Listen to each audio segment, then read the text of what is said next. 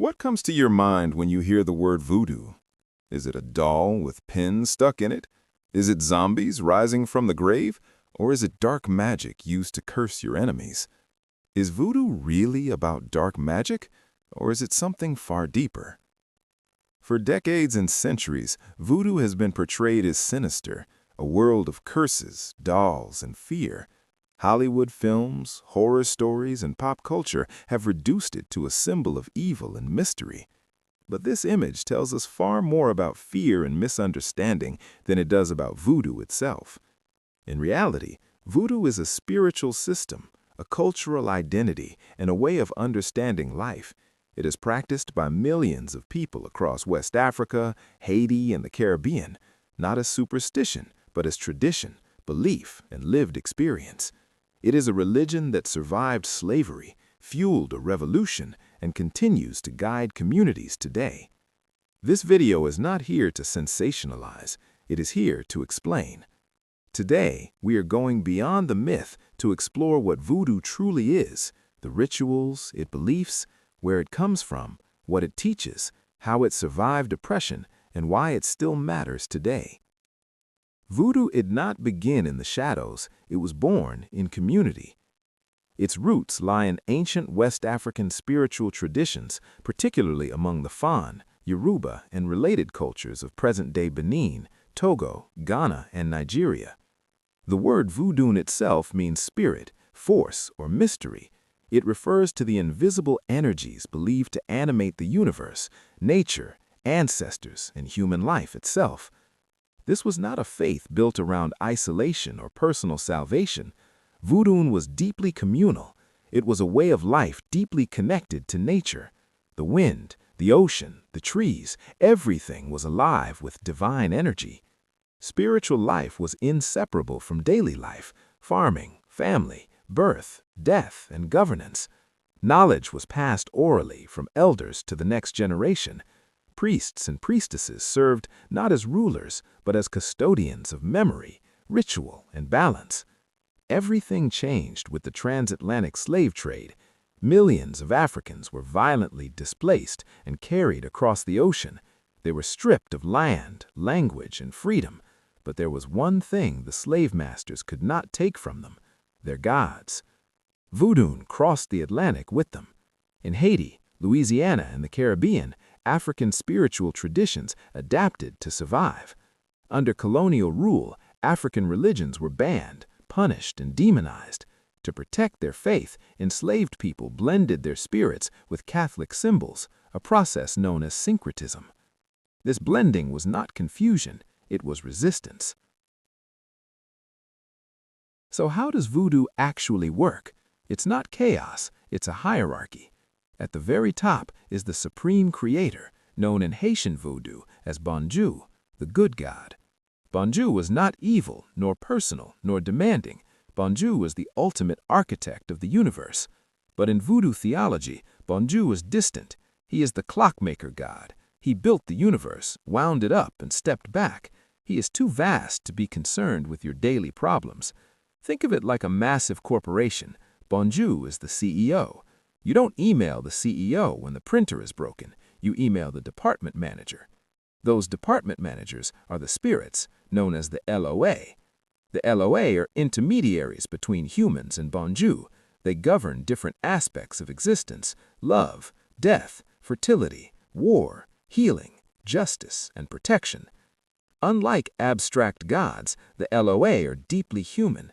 They have personalities. They feel joy and anger. They have preferences for certain colors, foods, music, or scents. Some drink rum. Some enjoy perfume. Some are stern, others playful.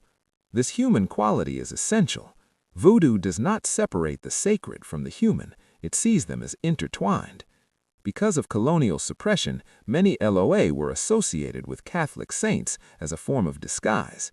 This is called syncretism. They saw similarities between their spirits and Catholic saints. Papa Legba, the guardian of the crossroads and opener of spiritual gates, became associated with Saint Peter, the holder of the keys. Danbala, the ancient serpent spirit of creation and wisdom, was linked to Saint Patrick, often depicted with snakes. This wasn't confusion, it was camouflage. It was a brilliant act of spiritual survival. But the LOA aren't the only spirits that matter. In Vodou, death is not an ending, it is a transition, and ancestor veneration is the heartbeat of the faith. The belief is simple. Those who came before us are not gone, they are merely invisible, and they remain present, watching, guiding, and protecting their descendants. Honoring ancestors is not worship in the Western sense, it is remembrance, respect, and continuity. Family lineage is sacred because it connects the living to those who came before and those yet to come. Rituals honoring ancestors are acts of gratitude, not fear. They affirm a simple truth: a person exists because others existed before them. To forget your ancestors is to forget yourself. So what happens in a Vodou ceremony? It's not dark, hooded figures muttering curses. It's a celebration. The central element is the drum. The rhythm acts as a phone call to the spirit world. Vodou rituals are designed to create communication, not control. Drumming, chanting, and dancing are not performances, they are languages. Rhythm opens pathways between the physical and spiritual worlds. Spirit possession, one of the most misunderstood aspects of Vodou, is seen not as loss of control. It is considered a moment of divine connection when a loa temporarily rides a person to communicate, heal, or advise the community. Sacred symbols called veves are drawn on the ground during rituals by the priests as invitations, symbolic doorways welcoming specific spirits. Offerings are acts of respect, not bribes. Food, drink, or objects are given as gestures of relationship, much like hospitality offered to an honored guest. And contrary to popular myth, voodoo dolls are not central to Vodou practice. Their image has been exaggerated and distorted by outsiders. The true goals of Vodou are healing, protection, balance, and community well-being. Colonial powers feared Vodou because it unified people.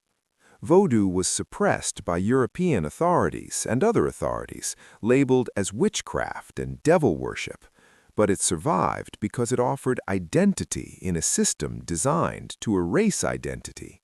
Nowhere was this more evident than during the Haitian Revolution. Vodou ceremonies played a crucial role in uniting enslaved people, fostering resistance, and affirming shared purpose. Spiritual belief became political strength. Vodou was not just faith, it was survival. The fear surrounding Vodou did not emerge organically, it was constructed.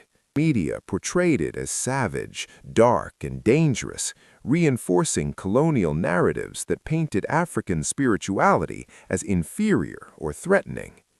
Zombies, curses, and evil sorcerers became shorthand for something misunderstood. Fear thrives where knowledge is absent. Today, Vodou is still practiced across Haiti, Benin, New Orleans, Brazil, and beyond. It is experiencing cultural revival and growing academic recognition. Younger generations are reclaiming it not as superstition, but as heritage.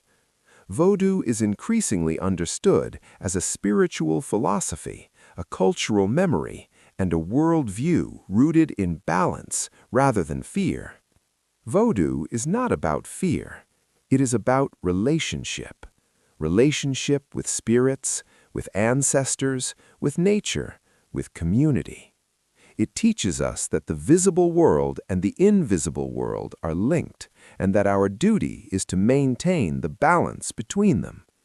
To understand Vodou is not to believe in it, but to respect the people who lived by it, survived, and fought by it.